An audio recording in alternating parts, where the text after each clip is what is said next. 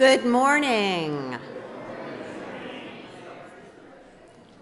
Love is the greatest force in the universe. It is the heartbeat of the moral cosmos. One who loves is a participant in the being of God. So reads a handwritten note from Dr. Martin Luther King, Jr. I'm Johnalou Johnstone, a member of your ministerial team. We are a religious community of love, open to all of goodwill, regardless of your particular spiritual path or inspiration. If you're new to us, and I invite you to complete a visitor card that's here in the pew in the sanctuary, or if you're online, to find the link to the visitor card under the welcome section at austinuu.org. I welcome everyone here this morning to talk, think, and feel more about love. Now, Reverend Chris preached on it last week, and it's our theme for the month, and the truth is we can never say too much about love. So we're hitting it again today. Love knits us together, here and even further away. I want to name that there was a terrible disaster in the world, in Turkey and Syria, and that tens of thousands of people have died and millions have been affected, injured, bereaved, or robbed of their homes. And we saw last week just how disruptive a little ice storm can be. We can only imagine from that little bit of trouble, which felt like a lot, how awful this earthquake must have been for those in Turkey and Syria and others in the region. And if you are looking for some way to help, our UU Service Committee recommends donations to the Global Fund for Human Rights, where 100% of donations are distributed to local civil society groups on the ground, or the White Helmets, who are supporting earthquake response in Syria. That is one little tiny way that we can show love in the world. We can sometimes be shy about naming our caring as love. This morning, though, I want to invite you into love on all kinds of levels, all around the globe and right here in this room. So as you look around this morning, and as you greet one another, as you will in just a moment, bring love to the greetings. See the divinity in each person. So offer love to someone you know and someone you don't know.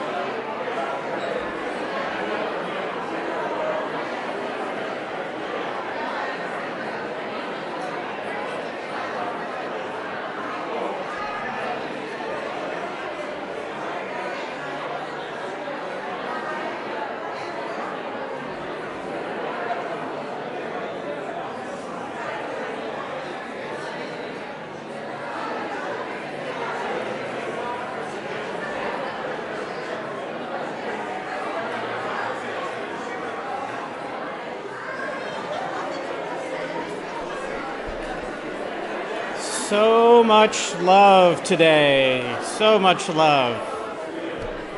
But now it's time to sit down.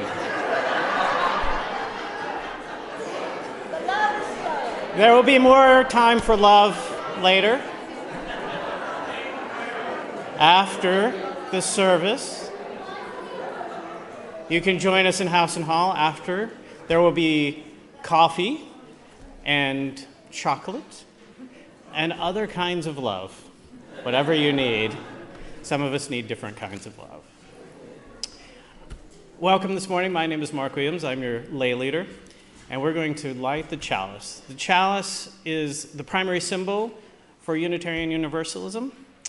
And so Reverend John Lou will light the chalice. At home, please light a candle or get a good hold of that coffee. So join me in reading the words. Are they up there? This is the flame we hold in our hearts as we strive for justice for everyone. This is the light we shine upon systems of oppression until they are no more. This is the warmth that we share with one another as our struggle becomes our salvation.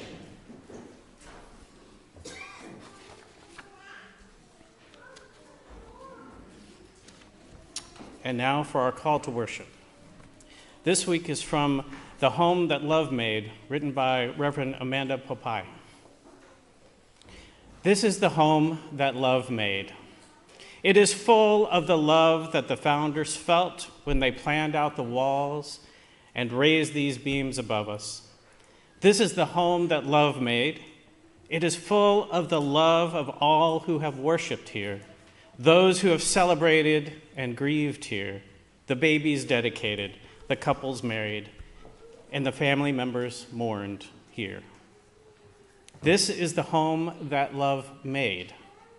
It is full of the love of our children as they learn and laugh together, and our youth as they grow into their own sense of purpose and meaning.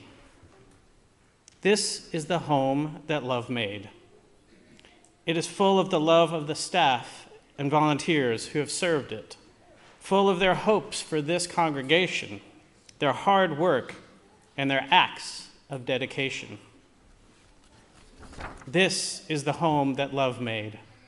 It is full of the love of the choir, the love made so clear in voices lifted here on Sunday morning.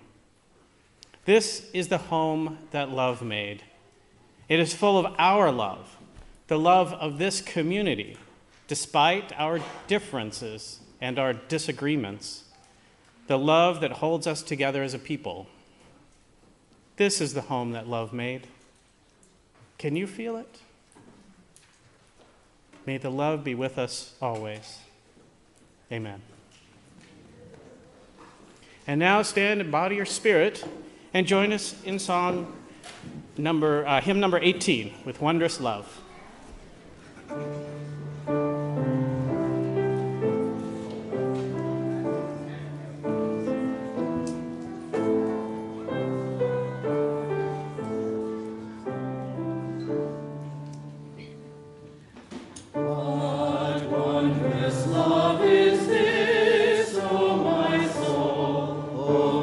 Soul.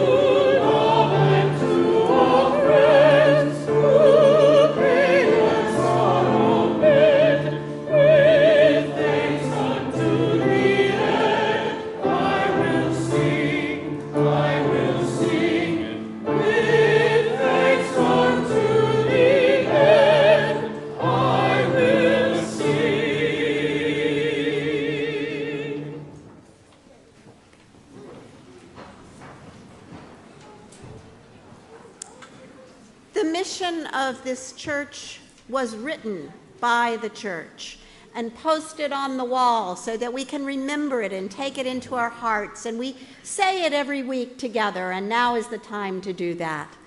Together we nourish souls, transform lives, and do justice to build the beloved community. And one way that we build the beloved community is to give away our money to groups that do things in the world that we would like to see done. Peggy Morton is going to come forward and introduce our speaker, right?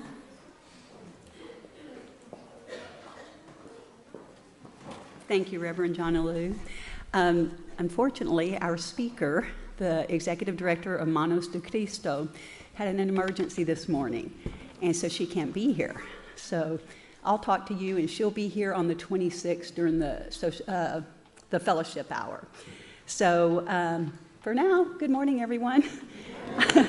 I'm Peggy Morton, and I am over the top excited to talk to you today about Manos de Cristo, a nonprofit, an amazing nonprofit, which this congregation voted to be one of our monthly special offerings.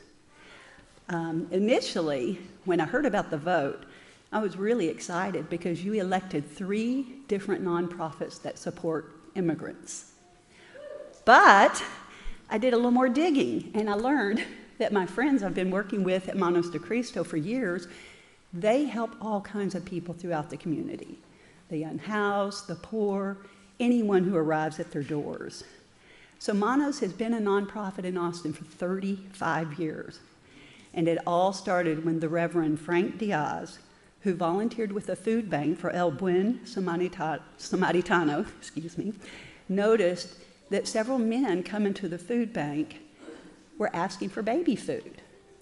And at first he thought, oh, how dear that they're thinking of their babies. But then as these men became more comfortable with him, they started smiling. And he realized that they didn't have teeth. They were the ones needing the baby food. So that was how it all began. He started talking with some dentists about voluntarily helping some of these people. And fast forward to today, Manos de Cristo has 11 dental chairs and daily, 5 days a week, dentists that provide low cost or gratis dental care. So from there, they've grown that now, and they also help a variety of people with learning the English language and also with learning citizenship. And during the pandemic, they opened up and started doing a food pantry because they're there to meet the needs of our community. I had first learned about them when our own Alidio Gomez, who took sanctuary with this church, he needed some dental work, and he was able to get low-cost dental care there. So while we're about to take up a special collection for this worthy nonprofit, I do want you to know that we collect money every second Sunday for different nonprofits that we feature, and come January, we put all the money together, divide it up, and give these donations to all of the nonprofits. So please do what you can today, dig deep, and whether you have pocket change or big checks that you want to donate, please help us support Manos de Cristo. If it's easier, you can go to the austinuu.org website, scroll to the far right, and click on the Give to First UU button. Then you can click to the right of that on General and go to the Second Sunday Offering. You can do this at any time during the year when you are a little ahead on finances. So anyway, this definitely is one way we UUs are able to work together to build the beloved community. And so I will be in House and Hall today at the social action table, and if any of you would like to come learn a little bit more, maybe ways you could volunteer, I'd love to tell you more. So thank you.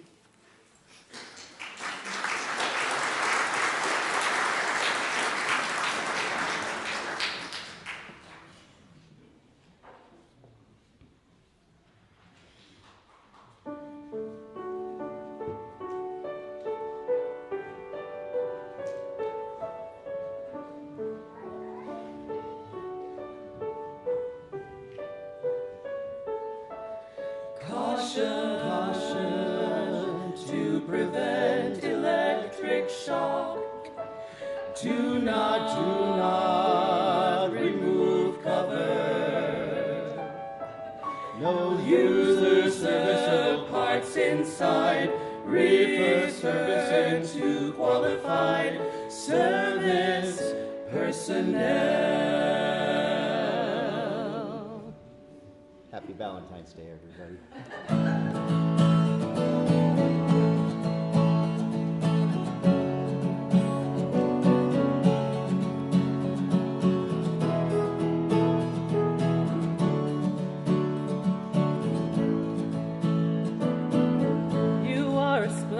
Butterfly, it is your wings that make you beautiful, and I could make you fly away, but I could never make you stay. You said you were in love with me. Both of us know that that's impossible, and I could make you rue the day.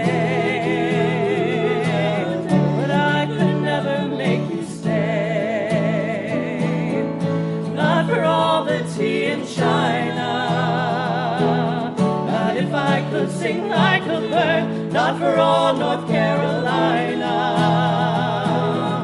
not for all my little words, not if I could write for you the sweetest song you've ever heard. Doesn't matter what I do,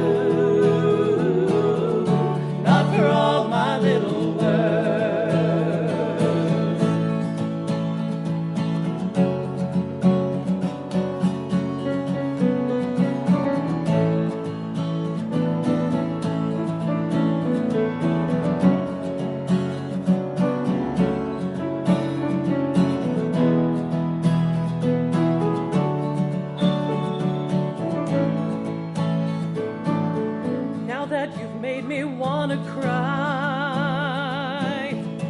Tell me that you're unboyfriendable, and I could make you pay and pay, but I could never make you stay. Not for all the tea in China,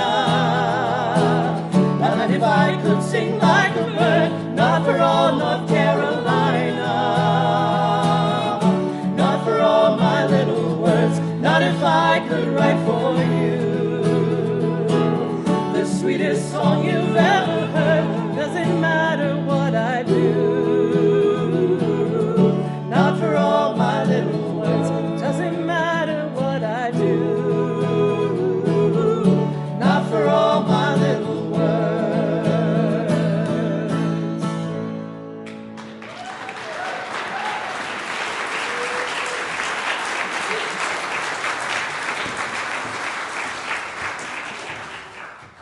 I'd like to invite the children to come up here. Yes, come on up. Come on up. Today, instead of a picture book, we're going to have a little conversation. Yes, and if you're not a child, but you feel kind of childlike today, you can come up along with us. So,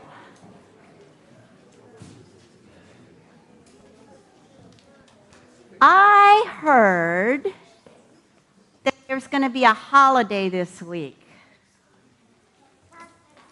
Valentine's Day! That's the one, Valentine's Day. And Super Bowl.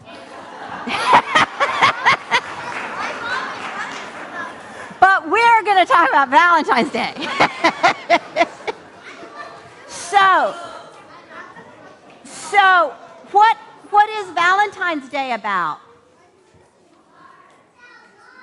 It's about love. And did somebody say heart? Yeah. Can people make a heart? Who can make a heart? Do you know how to make a heart? Oh, yeah, we can all make hearts.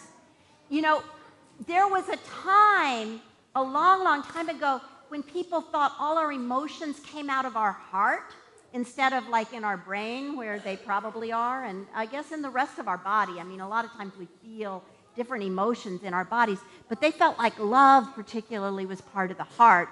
So did anybody ever say, cross your heart? Cross your heart? Yeah. Or let's see, what else? We talk about something being the heart of the matter. We talk about something with a broken heart. If that means you're sad if you have a broken heart. So hearts, that's the sign of Valentine's Day, and that's really important, and it's all about love. But now, who are people who you love? Do you have people who you love? You love your mom. You love your dad. Grandma, you love your grandma. Your grandparents and your regular parents? You love your family. Family. Grandpa? Brother? And friends and family. Oh, what's one? You love your dog. So there's all these people and animals that we love, and sometimes even, I used to, when I was little, I'd say something like, I love pizza, and I had somebody, my brother, who would say, do you want to marry it? That's silly. But there are different kinds of love for all these different people. And the ancient Greeks had different names for different kinds of love. So, Valentine's Day love, sweetheart love, like your parents may have for one another on good days. Like when you have a girlfriend or a boyfriend, that kind of love, that was called eros. Can you say eros? Eros. And eros was a Greek god of love. Then there's another kind of love called storge. Storge. Can you say storge? Storge. Storge is the kind of love you have that your mother had and your dad or your parents have for you. Your parents have this storge love. And you have storge love for your parents, right? It's family love. And then there's one called philia. Can you say philia? Philia. Philia is friendship love, the love that you have for your best friend, right? Or for your other friends. And then there's one more kind of love that is this huge kind of love, like the love we have for the earth, for the love we have for everybody. Well, maybe the cats. And it's called agape. Can you say agape? Agape. Agape love is the big, huge love that we have for everybody and that we share with people who we know, people who we don't know, people who are on the other side of the world. We can still love them with that kind of love. So, it's all about love. So I thought that it would be really important for everybody here to know that you are loved, that the people in this church love you. So we've got a little love sticker for everybody because we love you. We love your unique person. Whatever you're like, however you are loved. So how does it feel to receive love? It feels really good. It feels really good. Do you want other people to receive love too? Well, maybe we could hand out more, and all of you could take some love to the people who you love. So why doesn't everybody take another one? Oh, I dropped some. Take another one, and you can take it to somebody who you love. So, whoops. Oh, you have a lot of people. Okay. Oh, wait, that's a good idea. She says she has a lot of people. Maybe there's a lot of people here who need love. Are there a lot of people here who need love? So I'm going to ask the people who were doing the ushering, could you take these hearts and make sure everybody gets one? Here, just take. Okay. Then breathe out and go back to your seats. We're here. The more love we give, the more love there is.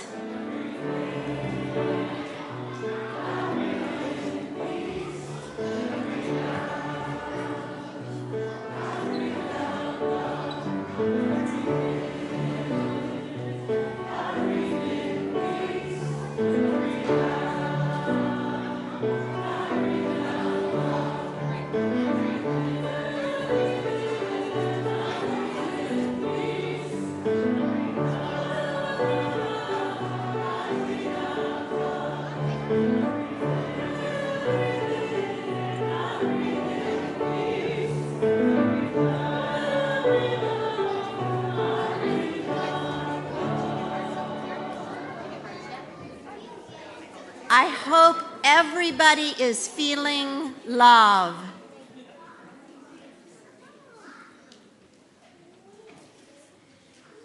For our time of centering this morning, I keep in mind the suffering in Turkey and Syria and in so many places in the world. And I offer this morning a prayer from the Reverend Lynn Cox, sabbatical pastoral minister at the UU congregation of Rockville, Maryland.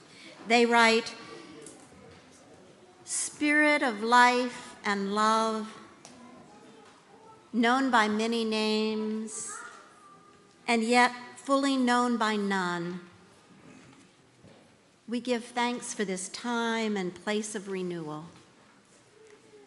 We give thanks for the ability to begin again after disaster, after the tragedy, after the loss, after meeting the challenge set before us.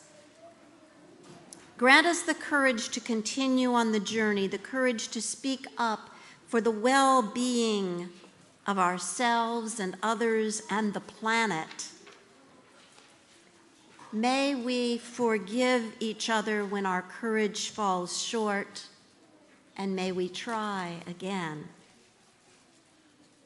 Grant us hearts to love boldly, to embody our faith and our values in living words and deeds. May our hearts open to embrace humility, grace, and reconciliation. Grant us the ability to learn and grow, to let the spirit of love and truth work its transformation upon us and within us. Grant us the spirit of hospitality, the willingness to sustain a fit dwelling place for the holy that resides in all beings. Grant us a sense of being at peace in the world, even as we are in motion. Let us cultivate together the strength to welcome every kind of gift and all manner of ways to be in the journey together. And to this we add the silent prayers of our hearts as we remember that in this church, silence includes and embraces human sounds around us, including the sounds of children.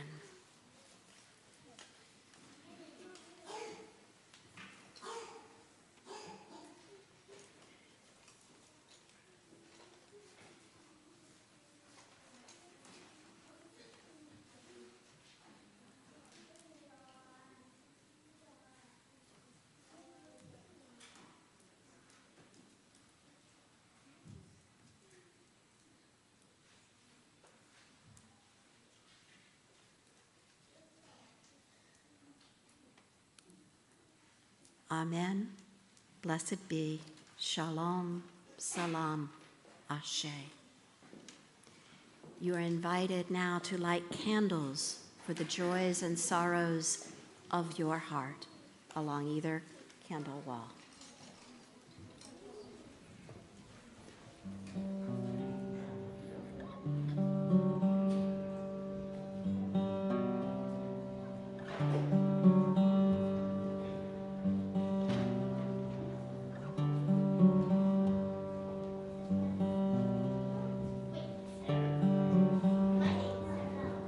The book of love is long and boring. No one can lift the damn thing. It's full of charts and facts and figures and instructions for dancing, but I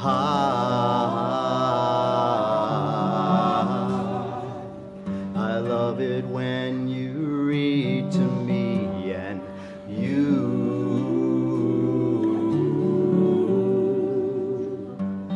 can read me anything.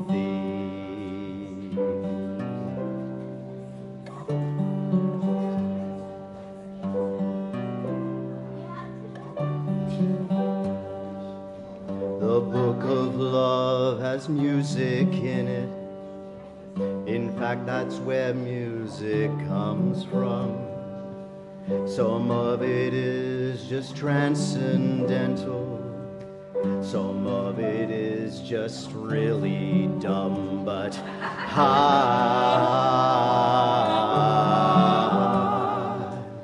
I love it when you sing to me and you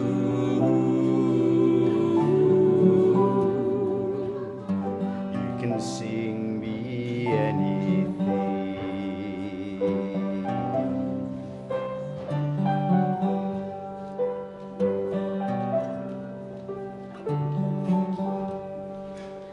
The book of love is long and boring and written very long ago. It's full of flowers and heart-shaped boxes and things we're all too young to know, but I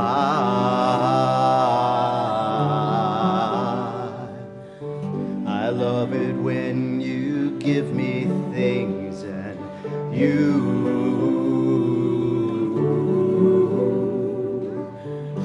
ought to give me wedding rings, yeah.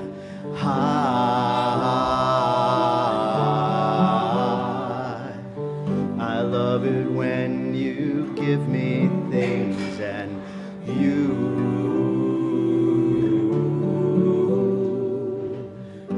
ought to give me wedding rings.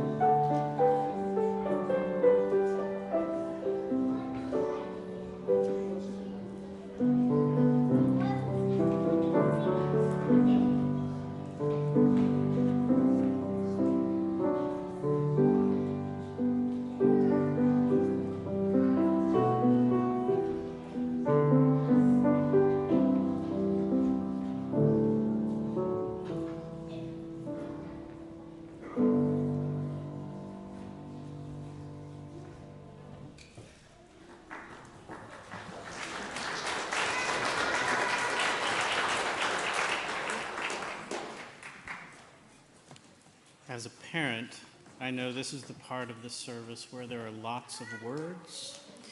And if your child is in need of something to do, there are some activity packets outside either the door, and there's an infant party room over on the right-hand side. Party room. It's also called the cry room. It depends on how you want to go about it. So we have two readings today to assist us in our centering. The first is from the Buddhist tradition, from the teachings of the Dalai Lama. To be genuine, compassion must be based on respect for the other and on the realization that others have the right to be happy and overcome suffering just as much as you. On this basis, since you can see that others are suffering, you develop a genuine sense of concern for them. Genuine compassion should be unbiased.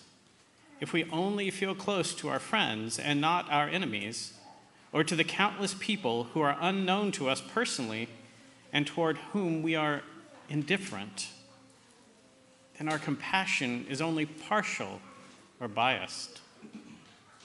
Genuine compassion is based on the recognition that others have the right to happiness, just like yourself.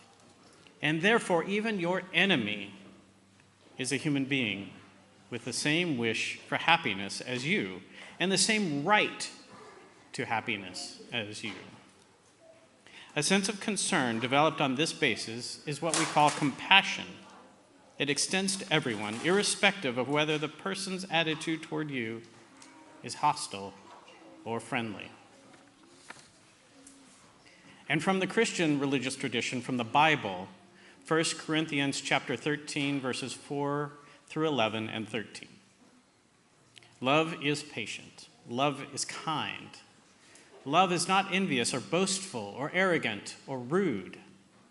It does not insist on its own way. It is not irritable or resentful. It does not rejoice in wrongdoing, but rejoices in truth. It bears all things, believes all things, hopes all things, endures all things. Love never ends. But as for prophecies, they will come to an end. As for tongues, they will cease. As for knowledge, it will come to an end. For we know only in part, and we prophesy only in part. But when the complete comes, the partial will come to an end. And now faith, hope, and love abide. These three, and the greatest of them is love.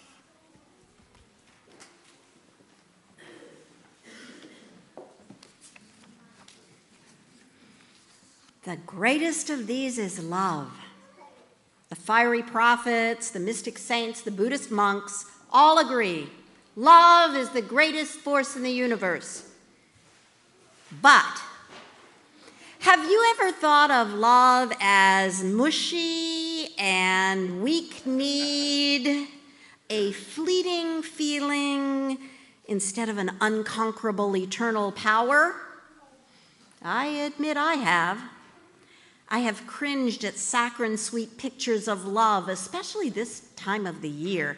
And I like sugar. I even like those little candy hearts with the silly expressions of love.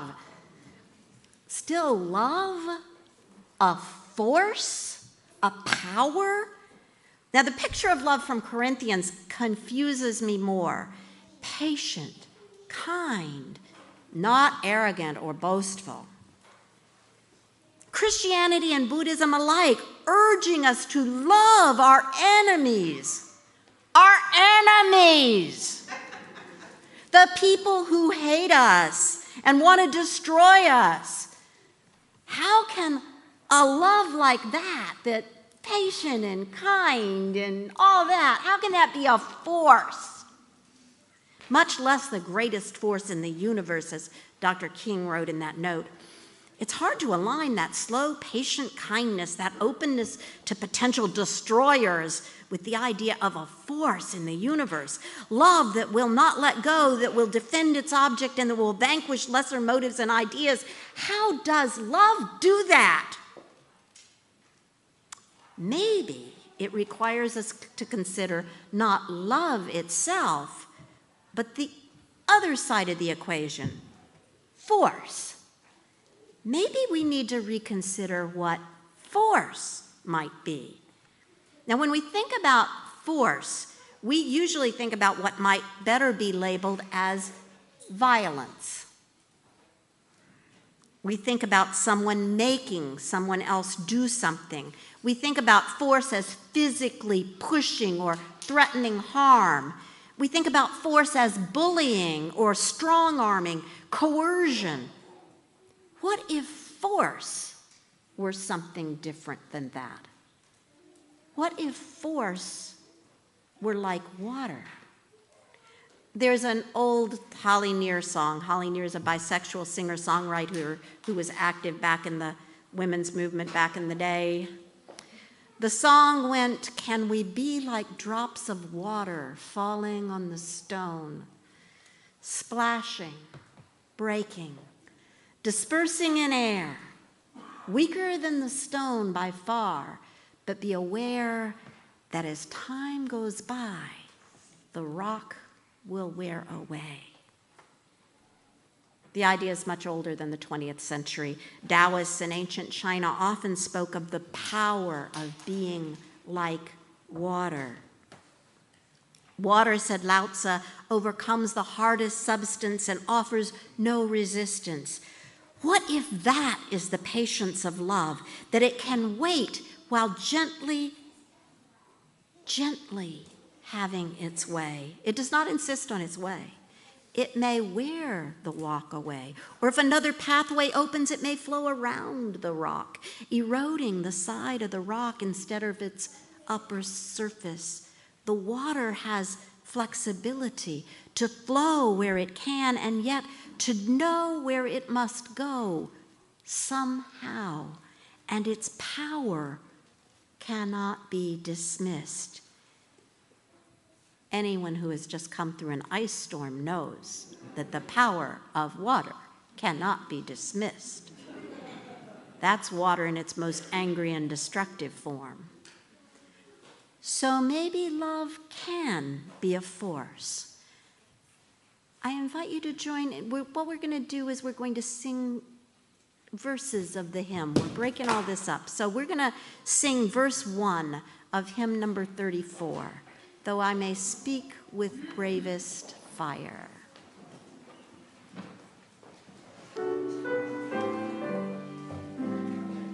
Do you want to stand or sit? Stay seated. You can stand if you want to. I don't care. Though I may speak with bravest fire and have the gift to all inspire, and have not love, my words are vain, as sounding brass and hopeless gain. This hymn comes from the same place that our reading does, the book of 1 Corinthians in the Bible. It's one of those famous readings of Christians, often read at weddings. It's not about eros love, though, or storge love. The word love in 1 Corinthians 13 is agape, that great, big, huge love that encompasses everything and everyone. 1 Corinthians was written as a letter by Paul, a leader who had persecuted Christians until he had a conversion experience and became one. He was writing it to a church in the city of Corinth that was having trouble. Paul had founded that church about 20 years after Jesus died, and he went off to Ephesus, where he heard stories about how the church members were not treating one another well and were arguing about all kinds of silly stuff. Churches do that sometimes. So Paul wrote to the church at Corinth, telling them how they needed to treat one another in the church with agape, with patience and kindness, and so on, with that full, overwhelming love that flows through us to others like water. And the song we just sang, whose words come from that letter, tell us that not only is love powerful, it's essential. If you are brave and inspirational, but you don't do it with love, doesn't count, comes to nothing. That's what those words tell us. Psychologically, love is necessary. Babies cannot thrive without love. Heck, that's why we've got hormones that make us take care of them. Really, none of us can thrive without love. We need to be touched with affection, hugs and kisses and tickles and cuddles. We need to know there are people we can count on who will show up and help us get what we need.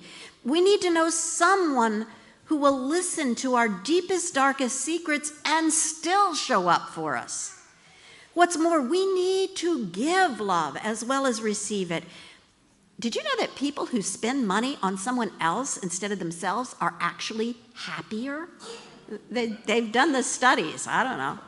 And when you give to others, that often comes back to you in more love.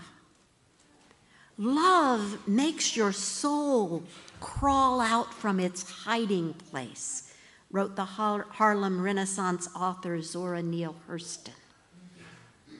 And that's the kind of love we aim for in church. Do we always get there? No. We let people fall through the cracks and not receive the love they need. Sometimes we break their hearts, but we keep trying. We ask for forgiveness. We try to love. The ministers try to love you. The staff tries to love you. We try to love through the structures of our church, through the caring council. And most importantly, though, I think, we try to love all of us in our personal interactions. In the groups we're part of, in the meetings we attend, in all our formal and informal relations, because love has to flow like water.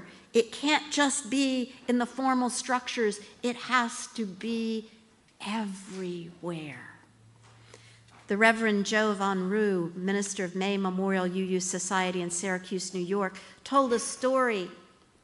She grew up as a very poor child, and she told a story about how embarrassed she was when a teacher kindly prompted her to wear deodorant. I know that's uncomfortable. She writes, "Love shows up in soft, easy, comfortable places. A new baby in the delivery room, a meal train when you're ill, a hug, or the sweet smile of a stranger. But here's the thing, love shows up everywhere. We don't always recognize it, but love shows up even more in the messy, vulnerable places. Love shows up in the form of a friend seeking forgiveness. Love shows up every time we interrupt bad, oppressive comments and jokes. Love shows up in complicated conversations, and for me, love showed up in the simplicity of a teacher awkwardly reminding me about deodorant." And Paul tells us you can't just go through the motions. It shows. If you do not have love, the deeds do not carry the force or power that they would have had with love. As Mother Teresa said, it is more important to do small things with great love than to do great things with little love. It's time for the second verse of our hymn.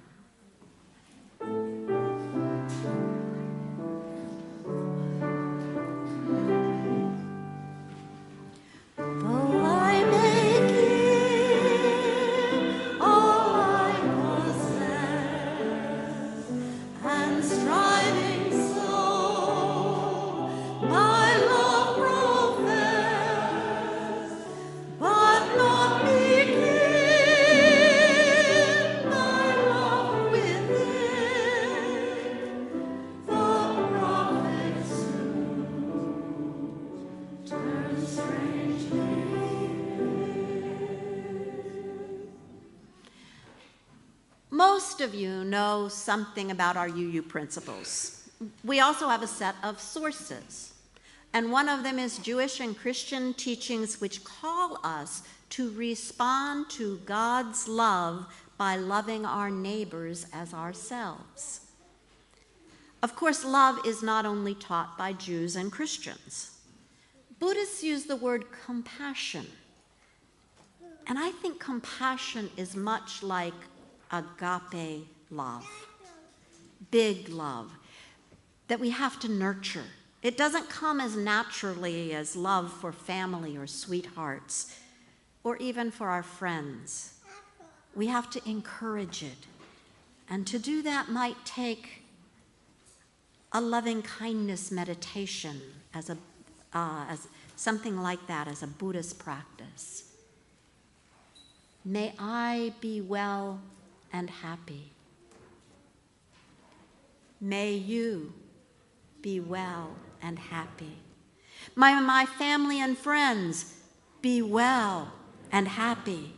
May those I do not know be well and happy. May my enemies be well and happy.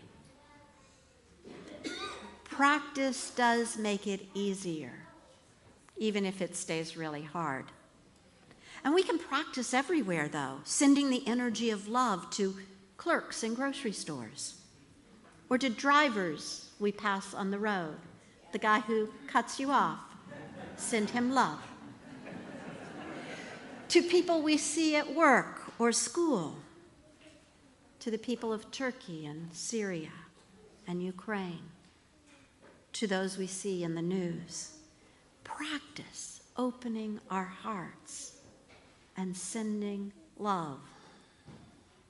They may never know it, but it may change you.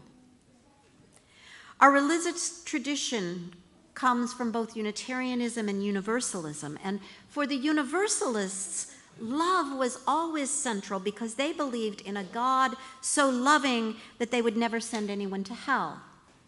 The Universalist God saved everyone. The Universalist God was what I learned God was when I was 4 years old in the Baptist church: love. If God is anything at all, I still believe that God must be love. The powerful, all-encompassing love that sustains us and everything and everyone in the universe. Reverend Chris told you last week that the UUA is updating what's called Article 2. He'll be leading a program about those revisions next week following the service. And that proposal puts love squarely at the center of Unitarian Universalism, as it was always at the center of Universalism. The Article 2 Commission said, love is the power that holds us together and is at the center of our shared values. We are accountable to one another for doing the work of our shared values through the spiritual discipline of love.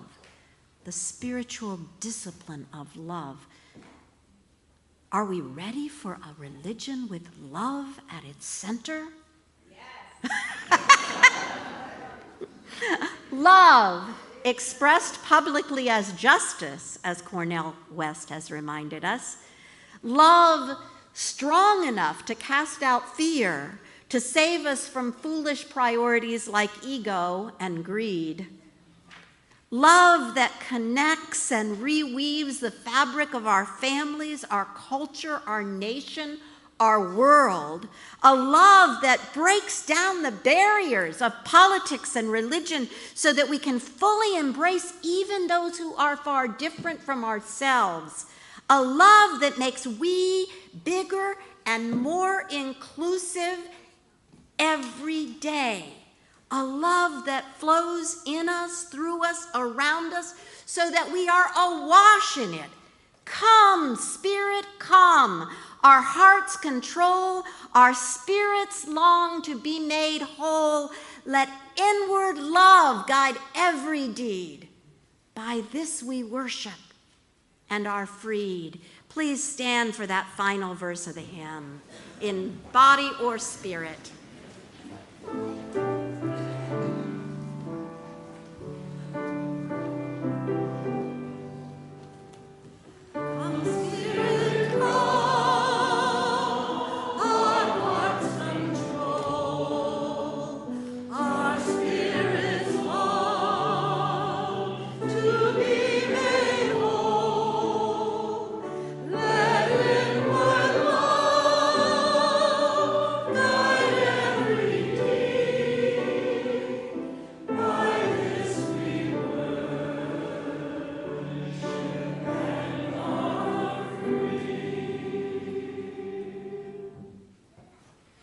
Please be seated.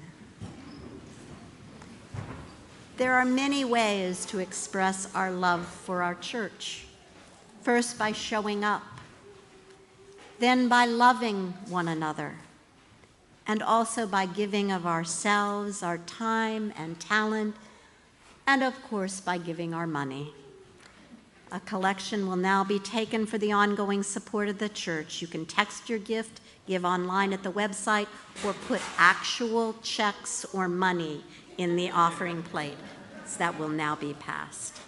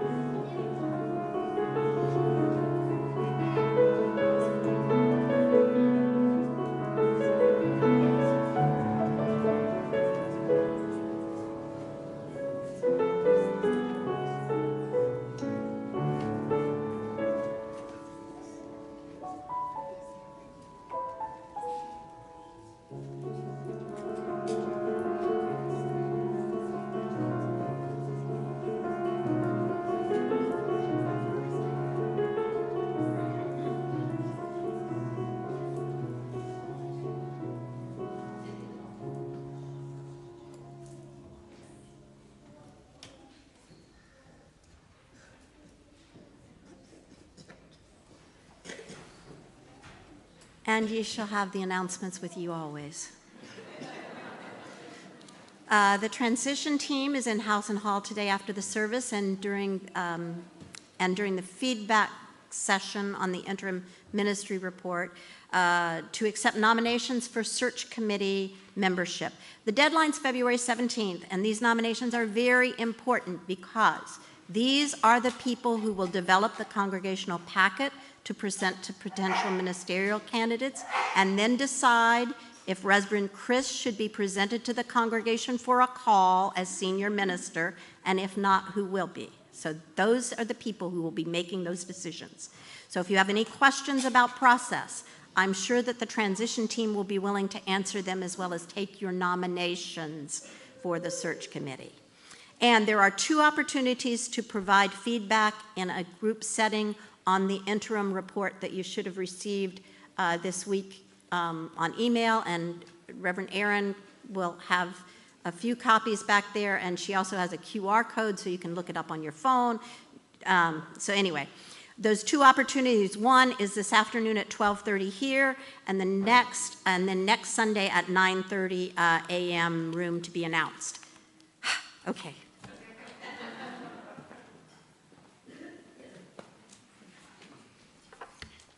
And now let's say the words to extinguish our chalice.